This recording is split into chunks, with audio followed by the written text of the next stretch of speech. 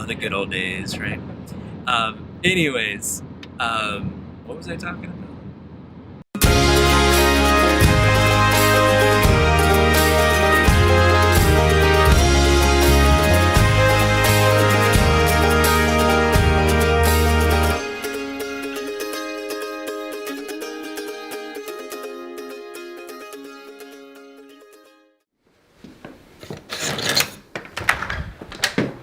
Howdy, good morning.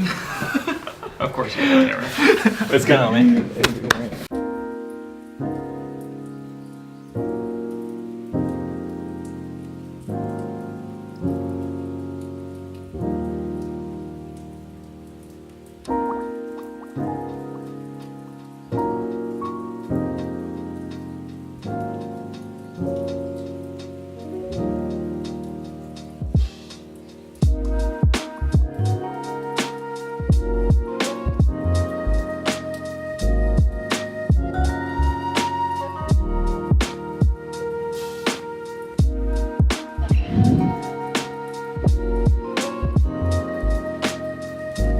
Kobe.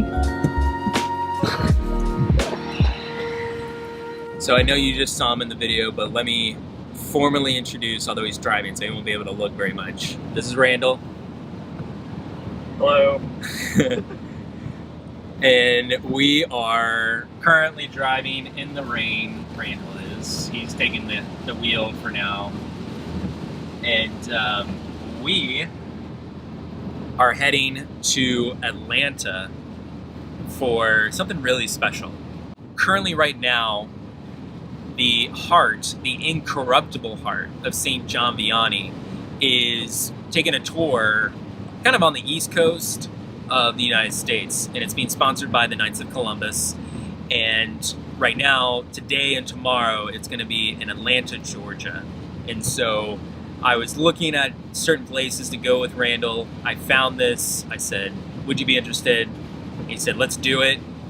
Since it was kind of last minute, we first looked at airline flights, but the flights were not horribly expensive, but more than what we wanted to pay, especially when we did the calculations of renting a car, driving, and back. It was a lot cheaper. We were saving a couple $100 each to do this and to kind of share the load, if you will. So obviously the only hard part is you have to drive 12 hours from where we are. Just a little bit about Randall, and maybe later on, maybe on our way back, I'll do a little Q&A with him when he's not driving. He can focus on this. But Randall and I, we go way back into right after high school. We knew of each other in high school, but never really had a friendship, if you would kind of say. He's shaking his head no. Yeah. But long story short, we soon became good friends, started volunteering a lot, and just kind of remained in touch over the years. Early on in this year, when him and I kind of got together about pilgrimages, and that was one thing I think we both kind of grew our friendship. Honestly, it was by us going on the March for Life, by us going on various pilgrimages, that's how we got to know each other better. And he has a great love for pilgrimages. In fact, he has a blog dedicated to going on pilgrimages and going on pilgrimages for less, hence the name, pilgrimagesforless.com. Is that right? Pilgrimforless.com. Pilgrim for Less. I'm sorry. Pilgrimforless.com. I'll leave a link down below in the description. Please go check it out. He has been to a lot more places worldwide than I have. He's been a global traveler for work and just for adventure and life. Him and I got together, and basically I pitched the idea of this channel to him. And when I pitched it to him, he's like, huh, that's funny. I'm doing pretty much the exact same thing, but on a blog format, in a blog style, and writing it out. And I'm like, that's awesome, because I don't like to write very much, and I like to shoot video. And he's like, that's cool, because I don't like to do video recording and editing and everything that you do, but I love writing. So we've tried to collaborate as much as we could. I did write a blog post for for his website and for his blog. It'll be posted soon. I didn't know if it was posted yet. It's fine. Don't worry about it. But just talking about, my experience, and he'll have other people I know eventually in due time. But please go check it out. It talks a lot about great insights, especially like I've talked about in the very first video in this channel of trying to encourage people to go on pilgrimages in your own backyard, and don't worry about trying to go across the world to do that. If you can't do it, don't worry about it. Go in your backyard. There's so many places wherever you are in the world. I guarantee you there's at least one shrine, at least one place you can go to and pray and offer up anything you want. So I knew early on, after we talked and we were both excited about our two projects that we're doing, that I knew I wanted to collaborate with him, and I wanted to get him with me on a pilgrimage as soon as possible. And thankfully we were able to do this right during Advent, right before Christmas, and all the craziness, to just take this time of Advent, which is really a time of preparation, a time of journey to Atlanta of all places, and go see the heart of John Vianney.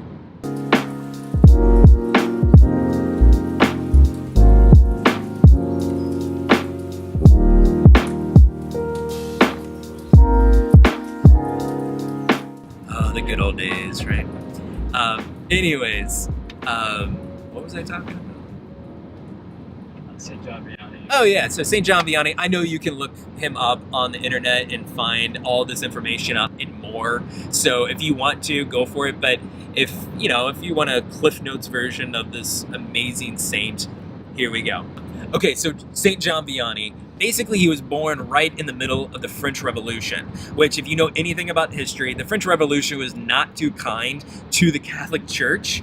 So thankfully, though, he was born kind of in a more rural place. His mother and father grew up on a farm, were very devout Catholics, and he was the fourth in line. His parents had 6 kids. He was the fourth in line, and kind of knew early on in his early teenage years that he was called to be a priest. When he became of age, he was forced, like most men his age, forced to join Napoleon's army during the Napoleonic Warfare, and was sent out, and basically he deserted because he just didn't want to fight, and deserted after a couple of years, got back home, and eventually joined the seminary. And he had to join it in secret. It was underground at the time because, again, the French Revolution and just the attacks against the Catholic Church in France, he had to learn. And this is a really great thing to note about St. John Vianney, was he was not a very good student. Not in the sense that he didn't want to learn, hardly. He just was not good at learning things. He was horrible in Latin. And of course, in the 1800s, everything in the church, when you learned, was in Latin. And he had to work twice as hard to learn Latin, to learn the different things of the faith. So if you yourself as a Catholic, or maybe as a Christian, are trying to learn the faith, but you have a hard time, or you're coming into the church and you feel like, I don't know enough, I'm not smart enough, let St. John Vianney lead you, because he was not the smartest guy in the sense of, I know everything. So he was ordained a priest and loved being a priest. Then early on in his presbyterate, if you will, he was assigned to a little small town called Ars, A-R-S. And basically people called Ars the Siberia of France and of his diocese. Nobody wanted to go there. It was practically dead religiously. People did not practice the faith. People were more interested in the world, in their jobs, and in the local taverns and all that kind of stuff. He completely transformed the city. He got rid of any and all things that would distract or detract from the church as much as he could. He transformed the church. He was very simple. He would spend 16 to 18 hours a day in confession, hearing confessions.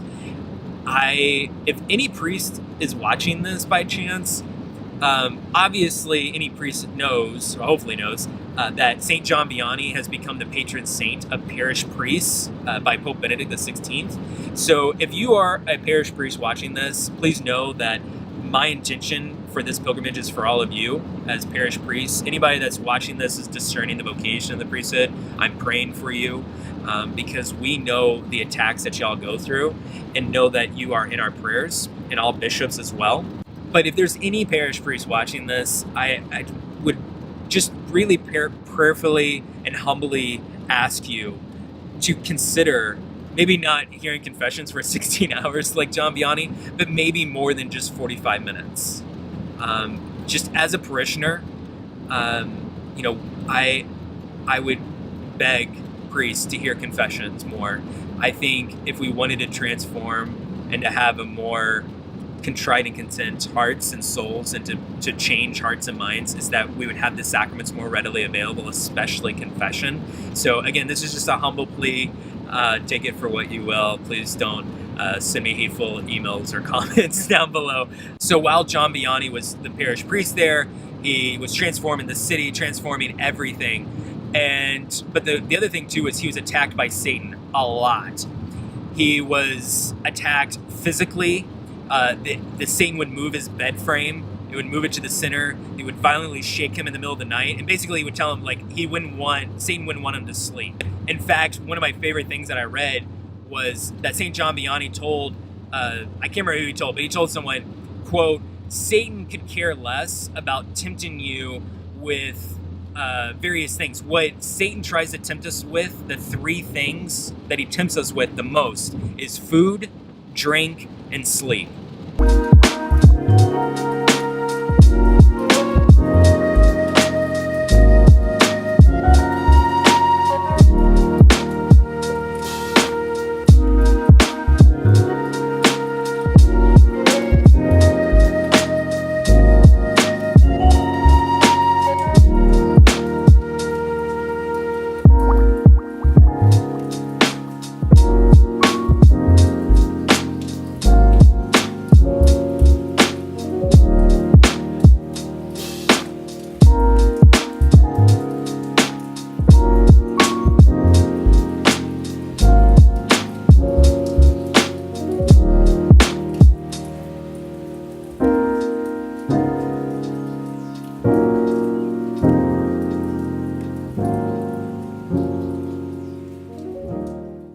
We are now in Birmingham, Alabama, or just outside of Birmingham, Alabama. It is 7:21 p.m., so we've been on the road now about 10 hours. Actually, we don't know.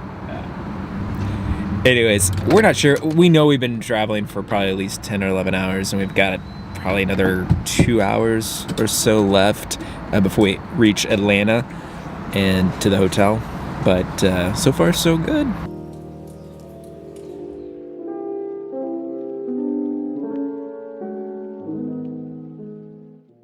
We made it. We're in Atlanta. It's like 10 o'clock, 10:30 at night.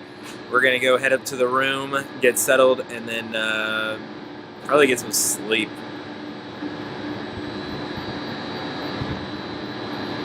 See? I didn't. Well, and I didn't turn on my microphone, so that would probably help. My boy here, Randall, hooked us up with, it was a free upgrade apparently, or some type of upgrade, but being a member, he was able to get us this really, really nice room. It's nice when the bathroom door is like one of these sliding barn looking doors. Look at that. I'm going to probably go work out, but yeah, we're going to wake up tomorrow early, head over to the church to hopefully go to Mass for Immaculate Conception, and head over and venerate the heart of John Vianney. So I'll see you more than likely tomorrow night.